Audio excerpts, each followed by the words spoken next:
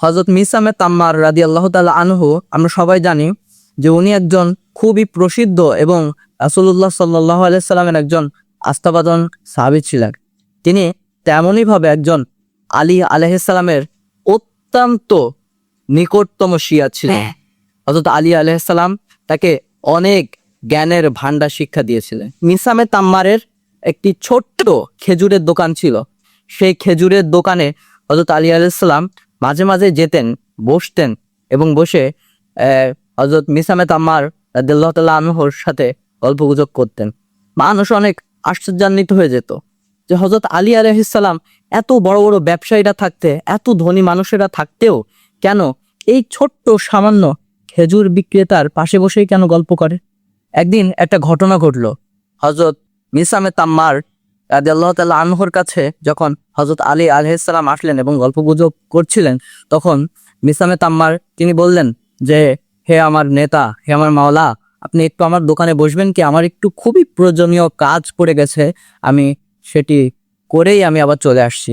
ইমাম আলী আলাইহিস সালাম বললেন, আচ্ছা ঠিক আছে যাও। মিসামে তাম্মার তার কাজে গেলেন।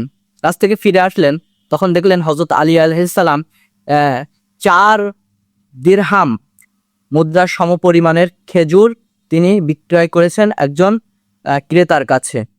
তো সেই ক্রেতা হযরত আলী আলাইহিস সালামকে 4 দিরহাম তিনি অপ্রচলিত মুদ্রা দিচ্ছেন, যেটার কোনো প্রচলন নেই, অর্থাৎ জাল টাকা দিয়ে গেছে।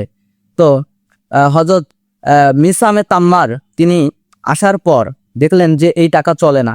হযরত আলী আলাইহিস সালামের দিকে তাকালেন। হযরত আলী আলাইহিস সালাম বললেন, চিন্তার কোনো কারণ নেই, যে খেজুর কিনে গেছে সে আবারও ফেরত আসবে।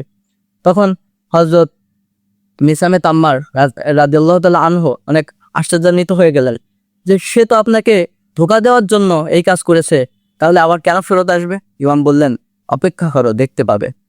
যখন একটু সময় গেল, তখন সে আবার ফেরত আসলো।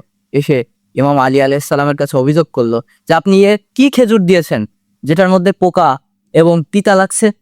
তখন ইমাম আলী আলাইহিস সালাম বলল যে, দেখো, তুমি আমার যে মুদ্রা দিয়েছ সেটা কি মুদ্রা দিয়েছ, যেটার প্রচলন এই সমাজে আর নেই, যেটা জাল টাকা। তুমি তোমার মুদ্রা ফেরত নিয়ে যাও, আমার খেজুর আমাকে ফেরত দাও। অর্থাৎ এখান থেকে একটি শিক্ষা নেওয়া যেতে পারে, তাকে মানুষ ঠকাতে চাইলেও পারেনি, বরং নিজেরাই ঠকে গেছে।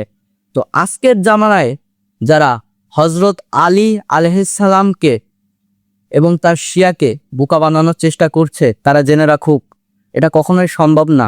সেই জামানায়ও পারেনি, এখনো পারবে না।